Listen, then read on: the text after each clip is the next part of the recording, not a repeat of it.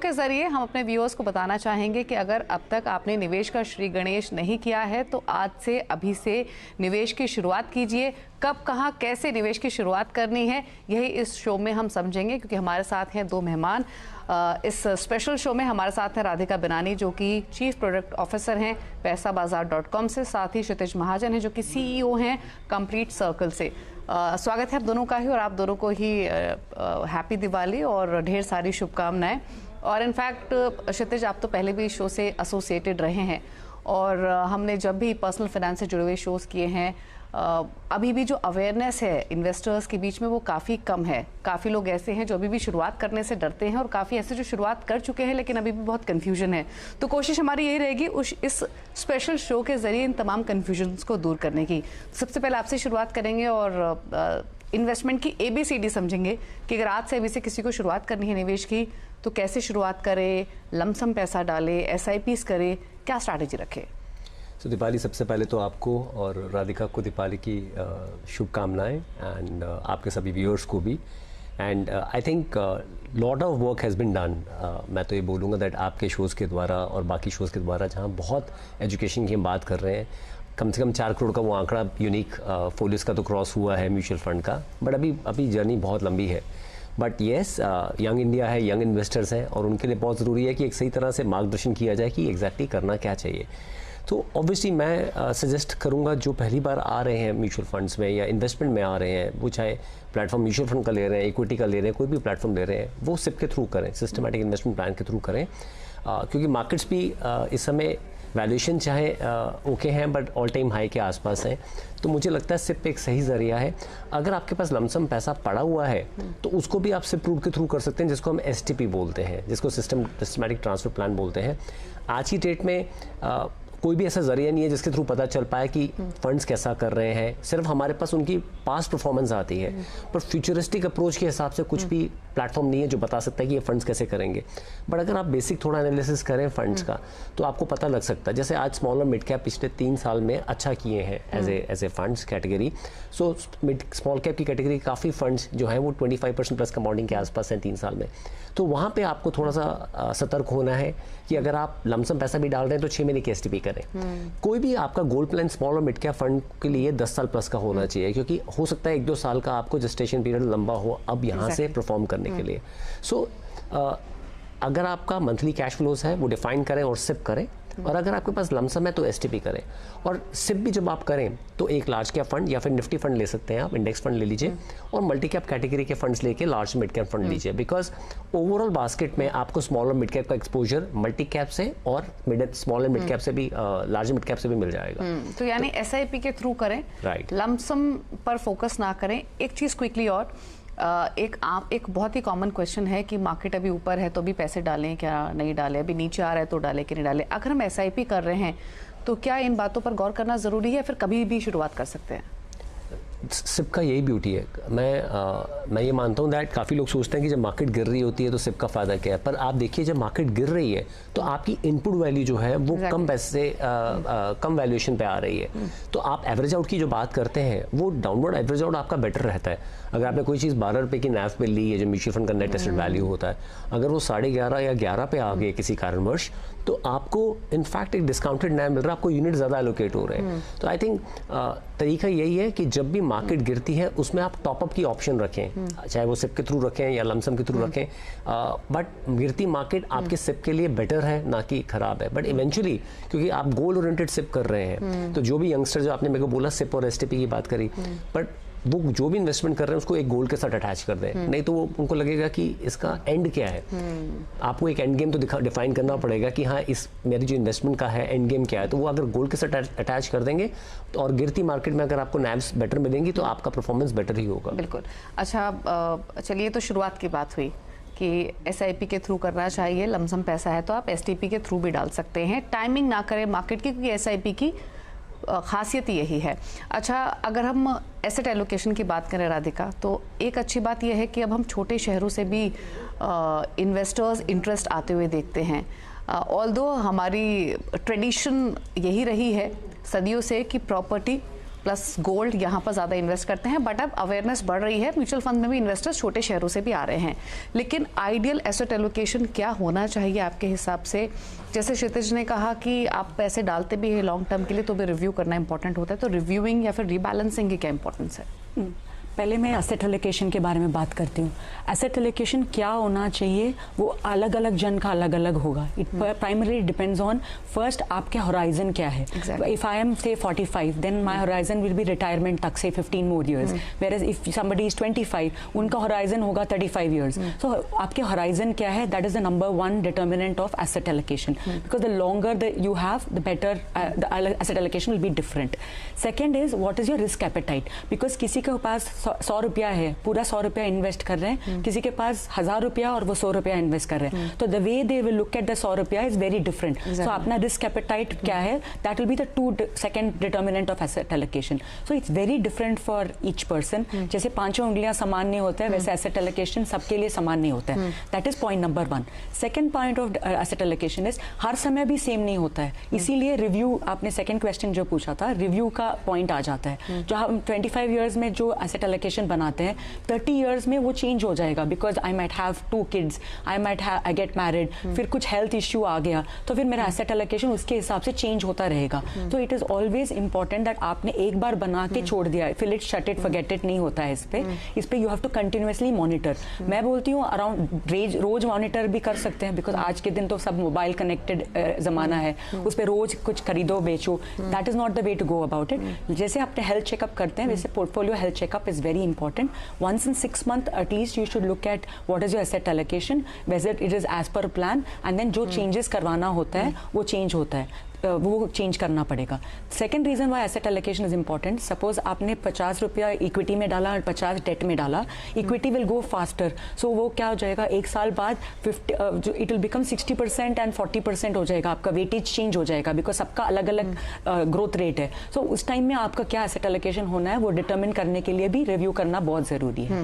Okay, तो यानी asset allocation काफी सारे फैक्टर्स पे डिपेंड करेगा, आपका एज, आपकी रिस्क टेकिंग एपेटाइट, आपका होराइजन क्या है। लेकिन एज की अगर बात करते हैं तो क्षितिज से समझ लेते हैं कि अलग अलग एज ब्रैकेट्स के लिए आइडियल इन्वेस्टमेंट स्ट्रैटेजी क्या होनी चाहिए। ऑल्दो आमतौर पे हम मान के चलते हैं कि अगर आप 60-65 साल के हैं तो आप इक्विटी में एक्सपोजर कम लीजिए, बट यहाँ रोल आ जाता है कि आपका होराइजन क्या है, क्योंकि योर मनी शो में भी काफ़ी कॉलर्स ऐसे हमारे पास आए जो 65-70 ईयर्स ऑफ एज है and they are like fully invested in aggressive instruments just because कि उन्होंने वो पोर्टफोलियो अपने ग्रैंड किड्स के लिए क्रिएट किया है। तो again horizon and your purpose of investment is also very important, but in general अगर हम डाइवर्सिफिकेशन करें अलग अलग एज ब्रैकेट्स के लिए, यंग इन्वेस्टर्स के लिए, मिडिल एज इन्वेस्टर्स के लिए, ओल्ड एज इन्वेस्टर्स के लिए, तो उनका इन्वेस्टमेंट पोर्टफोलियो किस तरीके का दिखना चाहिए? सो आई थिंक राधिका ने बहुत सिंप्लीफाई किया है एसेट एलोकेशन को एंड बहुत ब्यूटीफुली एक्सप्लेन किया। आप कभी भी कुछ इन्वेस्टमेंट कर रहे हैं ना, सबसे पहले आप गोल प्लान, आपने गोल डिसाइड कर लिया कि मेरे गोल्स क्या है लाइफ के, मैं इन्वेस्टमेंट क्यों कर रहा हूँ। अब वो गोल एसेट एलोकेशन से पहले डिफाइन इसलिए करना जरूरी है कि आपके गोल तो हो जहाँ पे आपको 13-14% का रिटर्न चाहिए, और एसेट एलोकेशन आप कर रहे हो कि मैं तो सेफ चलना चाहता हूँ, तो आपके गोल वो पूरे नहीं हो सकते हैं। तो आप तो या तो इन्वेस्टमेंट अमाउंट ज़्यादा करें और फिक्स इनकम में करते रहें, पर फिक्स इनकम आपको 6-7% ऊपर नहीं देगा और टैक्स एफिशिएंट भी नहीं है। इक्विटी जो है आपका टैक्स एफिशिएंट भी है क्योंकि लॉन्ग टर्म 10% ही है। तो आपने गोल डिफाइन किए, थोड़ा सा ट्वीक किया एसेट एलोकेशन कि हाँ I have to take little bit more risk, और मैं वो क्या कर सकता हूँ, अगर मैं ज़्यादा इक्विटी प्योर में नहीं डालना चाहता तो मैं बैलेंस एडवांटेज फंड ले लेता हूँ। आपने एसेट एलोकेशन डिफाइन कर दी जैसे राधिका ने बताया, एंड ये बहुत फ्लूइड है, यू नो, एज पर एज, एज पर लाइफ में क्या इंसिडेंट्स होने चेंज हो रहे हैं।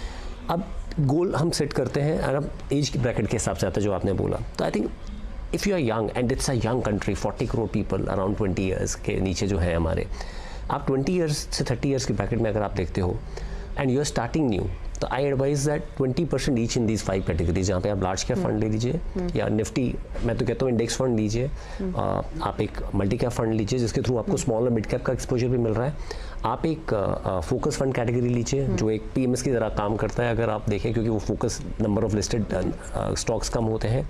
आप लार्ज एंड मिड कैप लीजिए और साथ में आप स्मॉल या मिड कैप में से कोई एक ब्रैकेट ले सकते हैं। जब आप 30+ पे जाते हैं तो आप थोड़ा मेच्योरिटी आती है, एज इन्वेस्टमेंट आपकी मेच्योरिटी आती है, एंड लेट्स से आपका इक्विटी का रिस्क एपेटाइट सेम है जो पहले था, एंड बिकॉज अगर एक बार पैसा बन जाता है और एक दो साइकिल्स आप देख लेते हो मार्केट के करेक्शन के, तो आप पक्के हो जाते हो, मतलब जैसे कहते हैं कंफर्मेशन आ जाता है, एम्प्लॉय बन जाते हैं कंफर्म आप, तो उसमें आप लार्ज कैप को ख़त्म कर सकते हैं अपने बास्केट में से। आप उसमें मल्टी कैप में 10% इंक्रीज करके आप 10% स्मॉल और मिड कैप में ज़्यादा ले सकते हैं, जो कैटेगरी में आप एलोकेशन कर रहे हैं। As you cross 40 when you have a family, kids, some responsibilities, उस समय again you can add large cap back to your basket. आप लार्ज कैप या निफ्टी फंड आप ऐड कर सकते हैं, और स्मॉल और मिड कैप में एलोकेशन जो है 10% कम कर सकते हैं। बाकी आप चाहे इंटैक्ट रखें बीच में। These are the categories which will keep on making you play. As you cross 50 then आप स्मॉल और mid cap as a category को माइनस कर दीजिए अपने बास्केट में से, आप उसको मल्टी कैप फोकस और बाकी कैटेगरी के थ्रू प्ले करें। Yes, I think so people say that equity जो है वो बड़ी एज के लोगों के लिए नहीं है, मैं बिल्कुल नहीं मानता हूँ, बिकॉज इक्विटीज़ आपके देखिए, आपका इन्वेस्टमेंट का कोर पर्पस है कि आपको इन्फ्लेशन बीटिंग रिटर्न चाहिए और आपको लिक्विडिटी चाहिए अपने हाथ में। रियल एस्टेट और इक्विटी ही दो एक्सपेंडिंग एसेट क्लास है।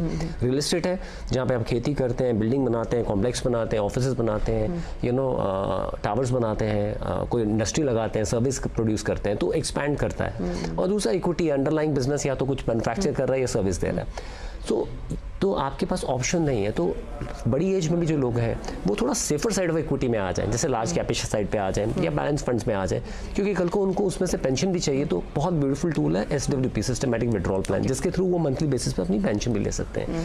तो I think equities are like diamonds, and being two females with us, उनसे बेटर कौन समझ जाता है? Diamonds are forever, equities are forever. That's how. क्योंकि जब अंडरलाइन बिजनेस जो है वो खत्म नहीं हो रहा है, तो आप अपना पोर्टफोलियो खत्म करने की बात क्यों कर रहे हैं? बट येस, आपको अपना सेफ्टी देखना है, जैसे राधिका ने बोला, एसेट एलोकेशन के हिसाब से आप सेफर साइड पे आते चाहिए इक्विटी साइड के, and create wealth for yourself. तो चलिए थोड़ा सा कंफ्यूजन यहाँ एक व्यूअर को और कम कर देते हैं, इक्विटी वर्सेस डेट।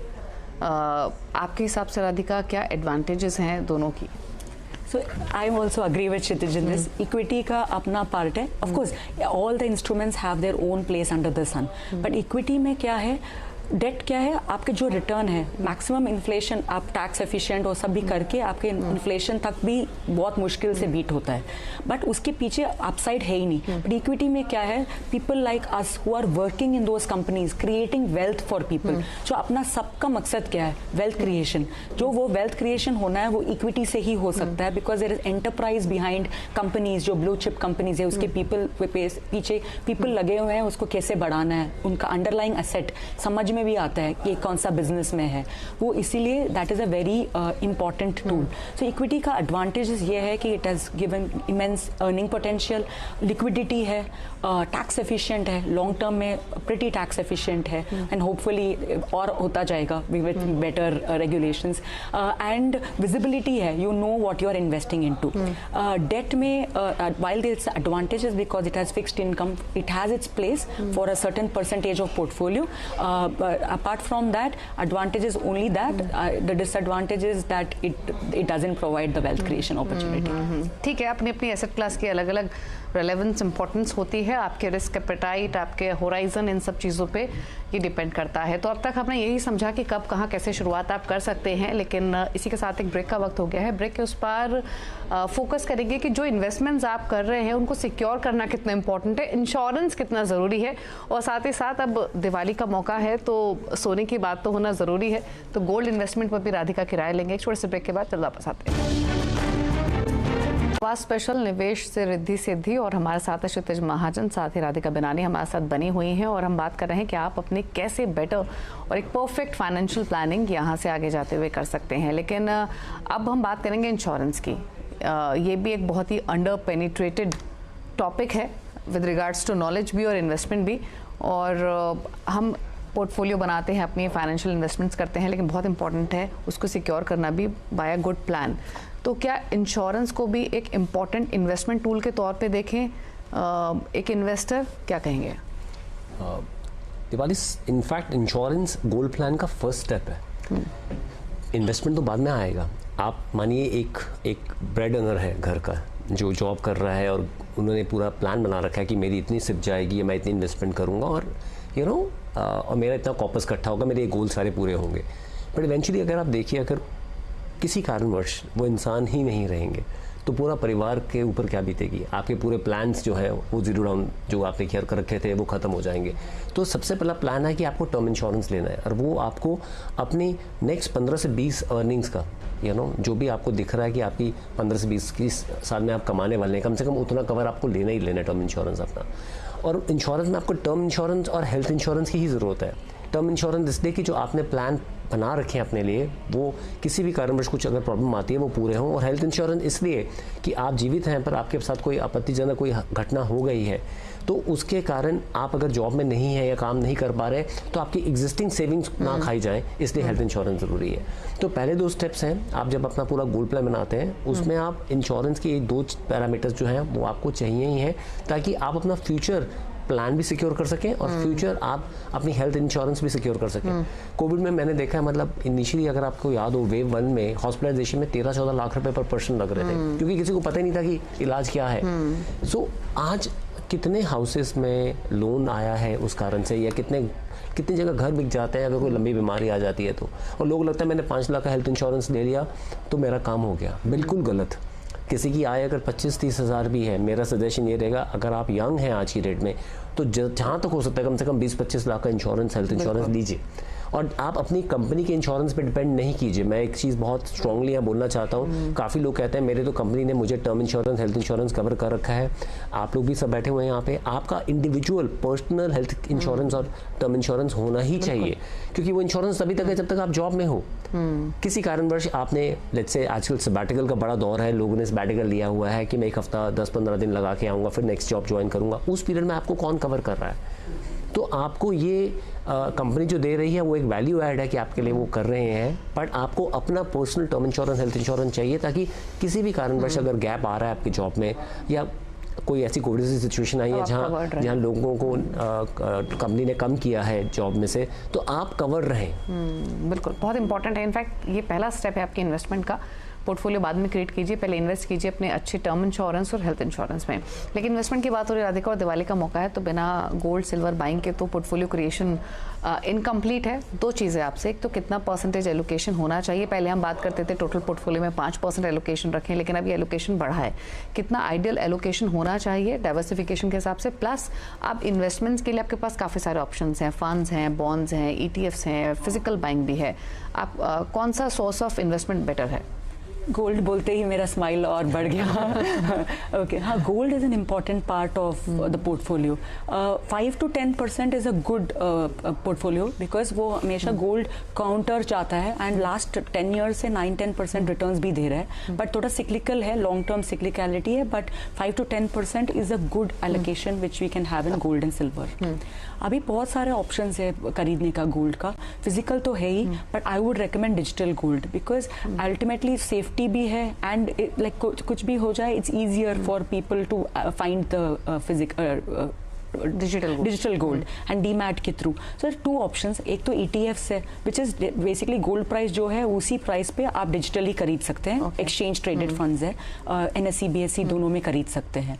उसके अलावा अभी इन दिनों में सॉवरेन गोल्ड बॉन्ड्स है which is over and above the appreciation of gold prices आपको 2.5% एडिशनल इंटरेस्ट भी मिलता है which is guaranteed interest. And what's the best part about that interest is it is tax efficient. Usually 8 years का 7 years और 8 years का term रहता है, but 5 to 6 years के बाद you can trade it on the exchanges and it is tax efficient after that, there are no tax for that. So I think sovereign gold bonds is a very good option which is guaranteed interest of 2.5 over and above the gold appreciation. Okay, एक quickly एक चीज़ और, आप क्योंकि south से हैं राधिका, और वहाँ तो there is a special place for gold in their heart, in their investment and their bodies, in their bodies. तो फिजिकल बाइंग आप पर्सनली क्या ज़्यादा करती हैं, फिजिकल ज्वेलरी बाइंग या digital gold buying? I am not a typical person, आप तो gold ही नहीं खरीदते। I reminds me, I tell my husband that we will go gold shopping, but typically digital gold. Okay, digital gold. अच्छा, quickly sum up करने से पहले Kshitij 5 investment tips हमारे व्यूअर्स के लिए। सो मैं टिप नहीं देना चाहूँगा क्योंकि मेरे पास लर्निंग्स हैं। Tip is not a right way to answer this. I think सबसे बड़ी लर्निंग ये है कि दैट इनफैक्ट सभी दर्शकों को मैं बताऊंगा, आज आई एम वेरी हैप्पी कि मैं पहली बार हम तीनों जो बैठे, हम तीनों मैराथनर्स हैं, हम तीनों फिटनेस फ्रीक हैं। So investing is not 100 metre race, वो एक मैराथन है, एक लॉन्ग टर्म आपका मैराथन है, नंबर 1। सेकेंड, कंपाउंडिंग वर्क्स अगर आप समय देंगे। देखिए पावर ऑफ कंपाउंडिंग में जो फॉर्मूला बड़ा क्लियर है, future value is equal to present value 1+r raised to power t। हम रिटर्न पे फोकस करते हैं पर पावर पे टाइम है। आप समय देंगे तो आपका काम बनेगा। इक्विटीज को आप अंडर एस्टिमेट मत कीजिए, मतलब it can surprise you in the long run. मतलब कम से कम 10 ऐसे म्यूचुअल फंड है जिनका NAV 1000 से ऊपर है। Mutual fund has gone 100 times, 10 की NAV से 1000 हुए हैं। Fourth important part is that आपका गोल प्लान अगर इंटैक्ट है then just focus on that. And fifth सबसे बड़ा टिप जो मैं आप टिप बोल रहे हो तो मैं टिप दूंगा कि दैट एक टिप दे रहा हूँ बड़ा इंपॉर्टेंट, वो है इंडिया। यू नो आप इंडिया पे बेट कर दीजिए।